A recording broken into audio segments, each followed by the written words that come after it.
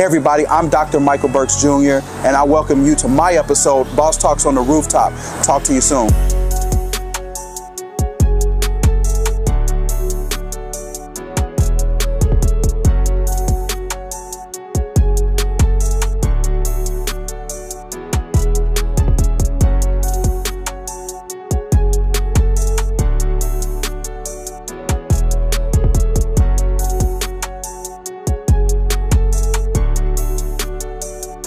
What's up, everybody? This is Bryson on Boss Talks on the Rooftop, Season 8. And today I have the greatest honor of introducing my brother, my friend, Dr. Michael Burks. Good to be here. Hey, man, always a pleasure to have you, bro. I'm so excited to see you. Good stuff, man. I'm excited to be here, man. Been waiting for this talk for a long time. Man, we talk all the time, and I harass you a lot because you got a lot of knowledge, and we want to deep dive into it. So you're a doctor. Yeah. PhD certified. In business, absolutely. Upgraded, upper echelon, you know, one of them people. Okay. You know, pseudo intellectual. Yes. So before I get started, yeah, any more on you, I just want to say shout out to Our Kingdom Cigars. They sponsored our cigars today, and shout out to our liquor sponsor, Murmur Rum. Make it go murr, murr, murr, murr. That's what it is? That's what it is. Absolutely. So we're going to deep dive into this. Yep. Go ahead, grab you one. Yeah. I'll just pick one of these little small ones here. There we go. So we're going to do a cigar toast. Shout out to Our Kingdom Cigars. We're going to light these up with our trusted Kingpin Luxury torches. You can go to kingpinluxury.com or go to our Instagram at Kingpin Luxury Cigar Access.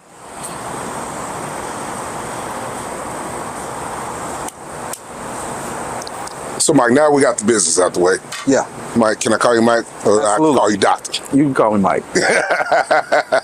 So, into this new realm that you're in, you just got into the NIL deal. Tell me what that's like. So we partnered with 5430 Alliance, which is the NIL collective for Colorado University. Go Buffs.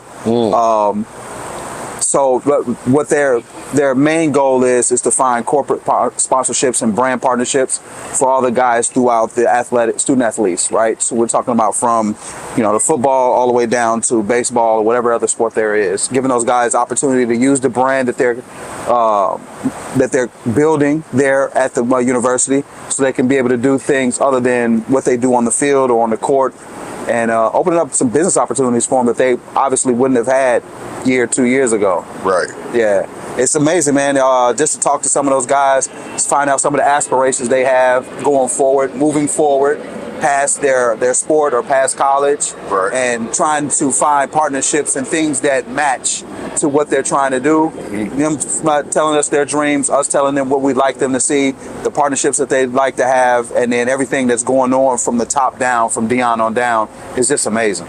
Absolutely.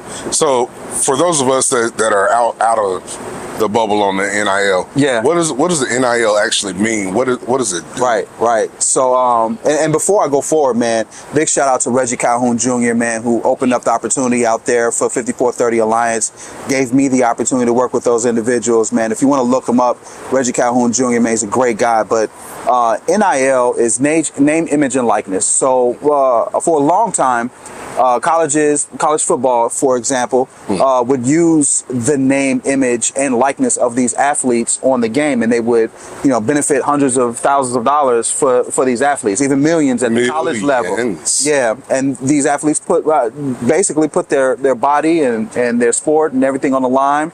And now they have an opportunity to use that name, image, and likeness, whatever brand that they've been able to build thus far, if not building them up, and make a substantial amount of money on it. We have guys that are making millions of dollars. There's guys that's making thousands of dollars. But the whole making something. They're making something, exactly. Yeah. That's the thing that we're really excited about, that they're able to make some money while they're doing the thing that they do love to do most, which is what anyone should be doing, right? Mm-hmm. Everyone should have already found something that they love to do and find a way to monetize it. And now NIL has given them all the opportunity for that. So what it does, it gives you an opportunity to partner with a Coca-Cola or a Nike or even a small or medium-sized brand online and able to use what you are able to do, whether if it's tennis, whether if it's, you know, your clothes and the way you dress and your culture and everything like that. You guys can partner up and see how you can reach more eyes over the social media or through email marketing and things of that sort, and find ways to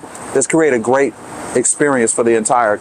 Absolutely. Yeah. And see, I love what you're doing because it sticks and stays true to your passion with how you help the young men in our community. Absolutely. What I love about you and what we connect so much on and we deep dive on is how can we help the young men in our community reach their full potential. Yeah. And so I love seeing your journey going from the mentorship to the motivational speaking, and now you're doing the NIL branding and marketing for these young men. Tell us more about how you got your start. Wow. So I got here 15 years ago, 12 years ago, I'm sorry, 12 years ago, 2015, right?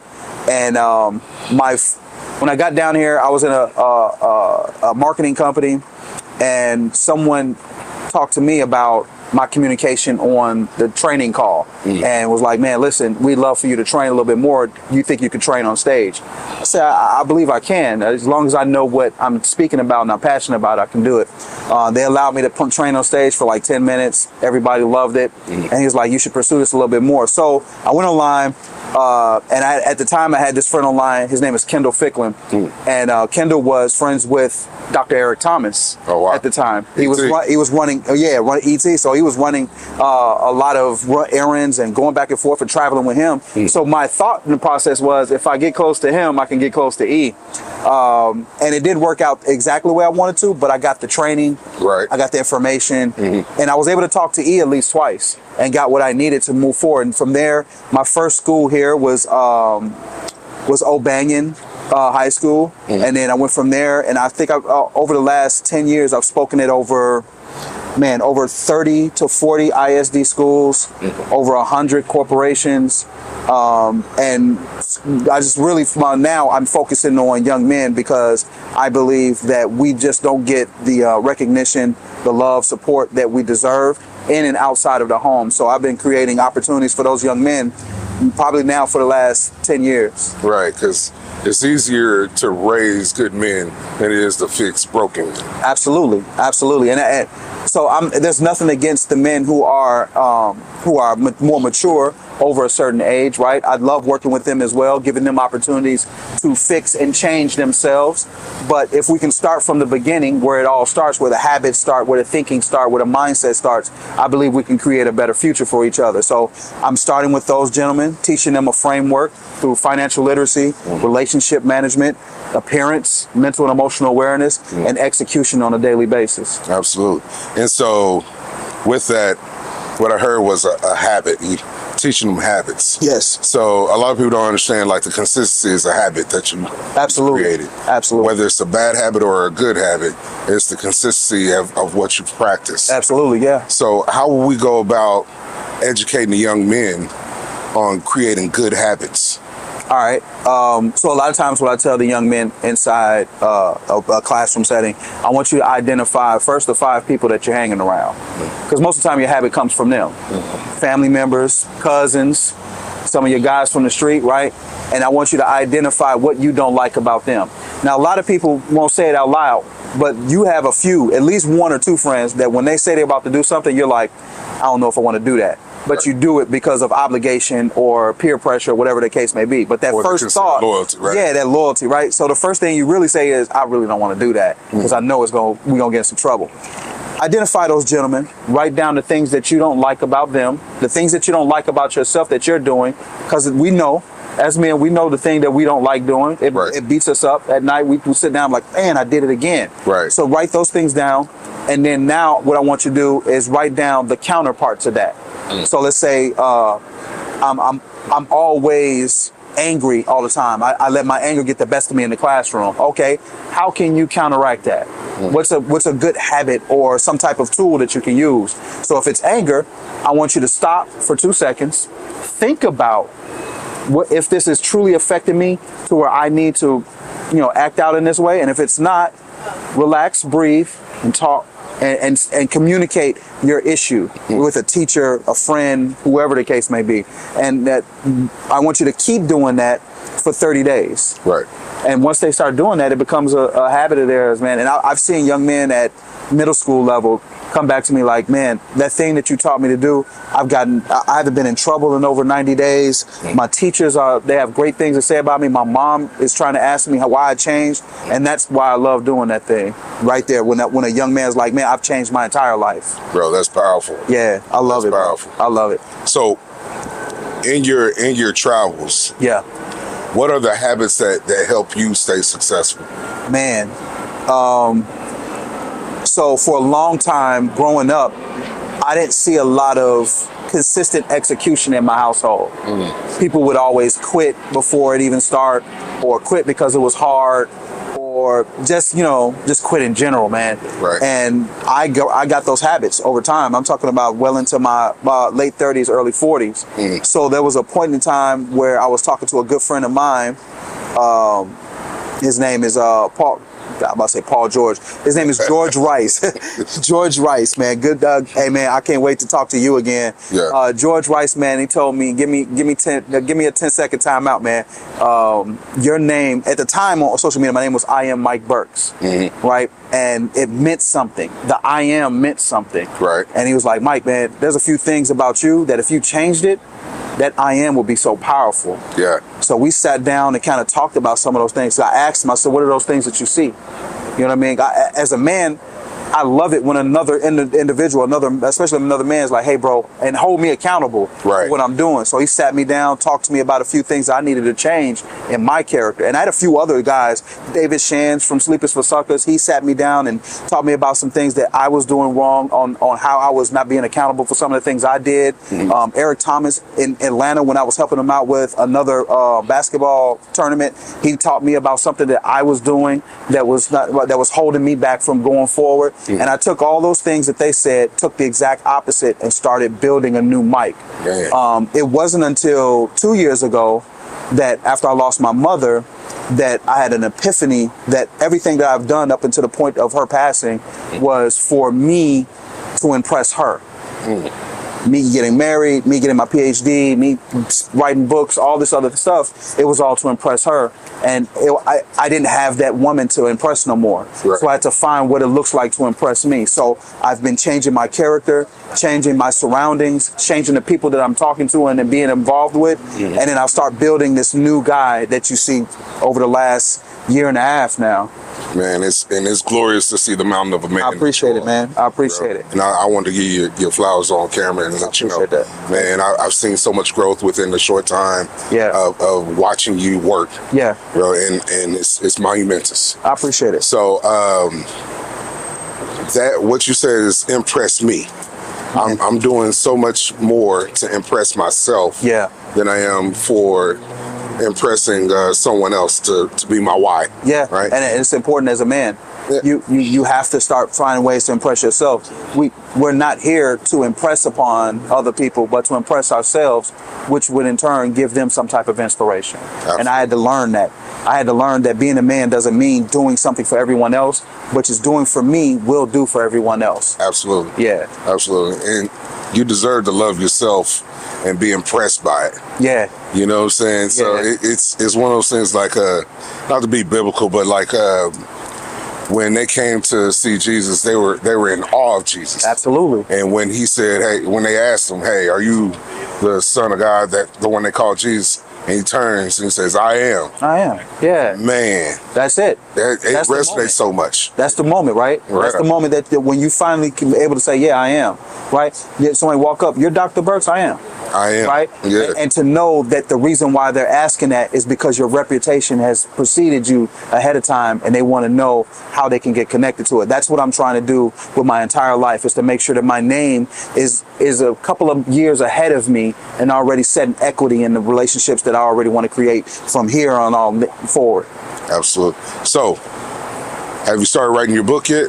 The second one or third one, I'm on my third book now. The first book was a personal development book, a lot of affirmations in there, ways to consume some type of positivity in your life. The next one was another personal development book, which was Intentional Mindset.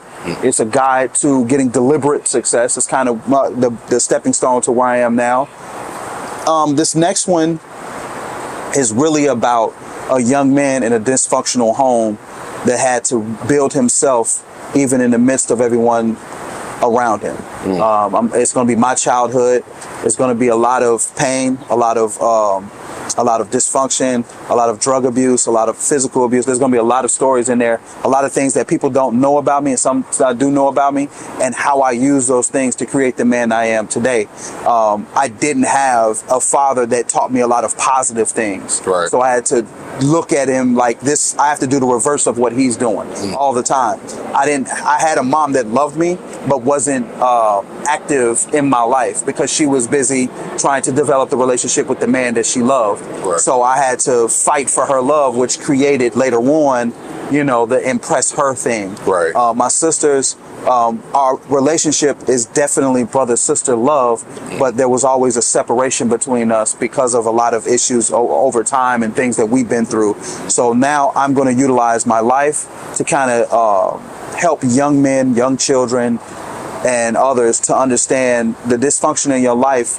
You can either learn from it and grow, or you can let it happen to you and die. Right. Yeah. Right. And a lot of times we self-destruct on our own. Yes.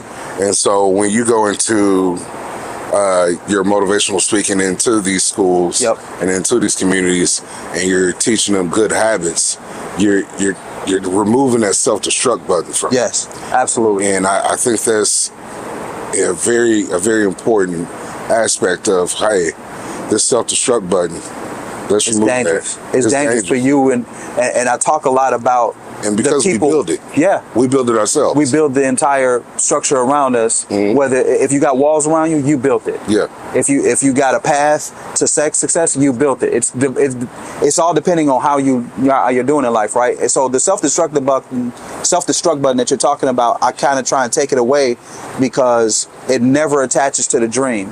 It always attaches to the dynamite can destroy everything in your life. Absolutely. Yeah. So I'm trying to take away that in as many families as possible. A lot of people have vision boards. I want a car, I want this big house and all this other stuff. I don't have a vision board. I only have one thing on my board. It's help 1,000 people this year. Man. That's it. That's the only thing on my board. And however that comes, right, it comes. I'm not being intentional like, oh, this person right here. No, I'm just trying to be of service to as many people as possible to try and hit 1,000 people. Right. Right. So that's the only thing I strive for every year. That resonates with me in a way that you're understanding that you're coming in as a servant leader. Yeah. Right? We're here to serve.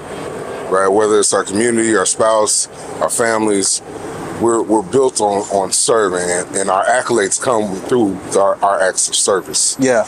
And so in this life and in this span of trying to be successful or being successful, it's always based off of our service to others. Yes. And a lot of people, they're so self-serving. They don't understand, the more outwardly you serve, the more inwardly you're going to be filled. Absolutely. I'm a true believer of, and I've heard it before, but I didn't understand it till later on in my life. As you get older, you start understanding things a lot better. You help enough people get what they want, you eventually get what you want, right? You hear guys like Jay-Z and all. Jay-Z said it on his song, right? How many billionaires can Jay make, right? He named them off. Right. But if you don't understand, before that, on a song 2 years ago, he was talking about how many millionaires in his camp. And then before that, he was talking about how many people he could make successful. He went through the levels of it, trying to bring as many people around him, right? When he talks about the B's, right? He's talking about billionaire here, but let's not forget the other B, which was his wife, right? Getting people to understand, if I'm gonna be a billionaire, I'm gonna tell you one thing, before anybody else, this one's gonna be one too. Right. You get what I'm saying? So helping other people, man, to achieve a goal. I love sitting down with people and hey, what are you doing right now? And finding a way for me to insert my skills, my resources into helping them get further in their life. And a lot of times, depending on the situation, I won't ask for anything in return, because I know at some point or another it will reciprocate, whether through them or through someone else. Absolutely. And so the plans change, yeah, but the goal remains the same. Absolutely, every time. And that's what I live by, like, because you don't know what tomorrow's going to bring, but if you have in your mind where you're trying to get to, yeah, what your goal is set, yeah, the plans are always going to change. You may have a plan for this, plan for that, but that may not be the path that God has set for you. Yeah. But He's going to give you your goal of what you want. Man, so my grandmother used to do puzzles. And I later on in life, after I started putting together these things, I found that she showed me how to reach every goal possible. She used to do puzzles, and one time I asked her at like 15 years old, asked her to do a puzzle. She said, "You don't do them a lot, so I'm gonna give you a small one, and I want you to work on it." So she gave me, I think it was a 100-piece puzzle, which is pretty good for a 15-year-old. Yeah. And I go in my room, I put it down, throw the box over to the side, and I start working on it. 2 weeks later, she comes to me and said, "How you doing with the puzzle?" I look at her and say, I'm not working on that thing. I'm 15 years old, I quit. I'm trying to go see my girlfriend, right? Fucking quitter. Yeah, exactly. Exactly. Quitter. No one likes early on in life. But grandma wouldn't let that happen. So she takes me in the room, and so she looks down at it. She's like, this looks like your life. This looks like your room. This looks like everything that you're doing. Do you mind if I teach you something? I was like, yeah, that's fine. She said, first of all, where's your box? My box was like under a backpack, some dirty sheets, and a hoodie over here in the closet. She's like, go get the box. And I put it and set it up just like this here. And she said, first of all, how are you going to make this picture happen in front of you if you don't even know what it looks like? Man. That was lesson one. Always have the picture in front of you of what you're trying to achieve. If you don't have a vision of what it's supposed to look like, you can't put that puzzle together, right? And then she taught me, what I want you to do is focus on the four corners and work your way inward. Right. Let the picture reveal itself to you, not you trying to reveal the picture. And what I found is, in those four corners, there were things that I've learned as I go forward, what looks like this and then the picture became real to me. Becomes clear. Now with life, with your mind, your body, balance, and business, those are the four corners of your life. Work on those four corners, and eventually your picture, what you was looking for, will come together. So if you're working on your mind, work on your mind. Absolutely. Start consuming things that are positive, right? If you're working on your balance, having good relationships, making sure that you're communicating with your loved ones, to your close ones, all this other thing, and giving them the time that they need so that they can experience you. If you're looking for your finances, right? All that other stuff. Learn financial literacy. Learn what it looks like to keep your money that it reacts to you and does what you want it to do instead of you doing what it needs you to do. Right. Because money will make you do what it wants you to do every time. Let's see, I'm remiss. I gotta cut you off right there. Yes, sir. Because you said you're not a fan of vision boards, and I can attest to that. Absolutely. Yeah. I'm not a fan of vision boards. Yeah. Because what vision boards do is it clouds the goal. Yes. Right? Because we can sit down, have a vision board party, and do vision board. This is really a lady thing, where they have vision board parties and paste the things out of magazines. I've been at a couple too. Yes. Yeah, but you're a visionary. So anyway, I'm gonna leave you alone. But back to what I was saying with the vision board. You put so many different goals on there. Yeah. You can't focus on one. You end up not accomplishing any. No. And so, like how you say, you take the puzzle piece breaks up one goal. Yeah. Right? Yeah. And then you put all those little pieces and you achieve the commonality of that goal. Yes. And so that's why I feel like it's so important with the illustration of what you said about putting the puzzle piece together and having a picture up front. Yeah. Because now you know what that one goal is. And you know how to put the pieces together. You know where you're going. Absolutely. Like, let's say if it's just a lifestyle, right? I want to be able to do this, drive that, be able to, all these other things. That's part of the bigger picture. Those things are part of the bigger picture. All come in with those four pieces. Right. If you get your money right, I can live like that. Right. If you get your relationships right, I can live like that because the people that I'm going to be doing it with are going to enjoy it just like I am. Right. If you get your business right, then it's going to take care of the finances. Absolutely. Right. If you get your mind right, you're never going to fall into some space where I don't want to do this no more. Your mindset is always in a positive space. All four of those pieces work for the greater good. Absolutely. You just got to know what the entire thing looks like. People, I just want a car. No, that's not the bigger picture. The bigger picture is, why did you want the car? Right. So I talk to people all the time. What is the reason why you want that car? What is the reason why you want the car? It's because when you were younger, you saw it, and it was something that you aspired to then. And you told yourself as a kid, one day I'm going to have that car. Aston Martin dreams. That's the Martin dream. Man, bro, that scene is so powerful. Yeah. Because the difference between that girl telling you you'll never have that and the one girl that says you got... And later on in the video, what do you see? Him driving around with her. Yeah. Because she saw it in him, and she saw the vision with him, and he developed that relationship with her, built the businesses, built the money, and then it was all them. That was the picture that he saw. It manifested, bro. And that's how you manifest it. You got to see it first, the entire thing, from a bird's eye view, actually. Absolutely. So, first thing. Yes. How do we get a hold of your books? How do we get on the books? You can go on Amazon and type in intentional mindset, and you should see a red book, me smiling. I hate that I put me on the book, but that's just how it works. I really hate promoting me. I really like promoting the idea more than anything. Man, pop your shit. But it's a red book, intentional mindset, the personal guide to deliver success. You'll see it there. Or you can go to my website at michaelburksjr.com. You know, type in the book in the search engine, and it should come in there. And yeah, that's about it, man. That's about the only two places you can get it from there. All right. And second thing, how do we connect with you directly? If we want consulting, we want just to reach out and get some motivation. Wow. How do we connect with you? If you have a student athlete that's looking for some marketing and NIL information, you can reach me at 1120 Ventures. So 1120, the number Ventures, VENTURES.com. Fill out the form. Let me know what your child is looking for, that we can get together there. You can also get me there for consulting, whether it be fractional COO services or business development, the same place. And if you're looking for personal coaching on a one-on-one level, trying to get you to understand your dreams, your aspirations, and trying to connect to that person that you're trying to build, michaelburksjr.com is the place to do it. Or you can go on Instagram at Michael Burks Jr. and DM me there, and we'll have a conversation, try and figure out if I can help you or if I can reach someone else that can help you. Because a lot of times I know for a fact that I may not be the one to help you, but someone in my network can. Absolutely. Yeah. Bro, I appreciate you coming on. Absolutely, man. It's always a pleasure. Always a pleasure.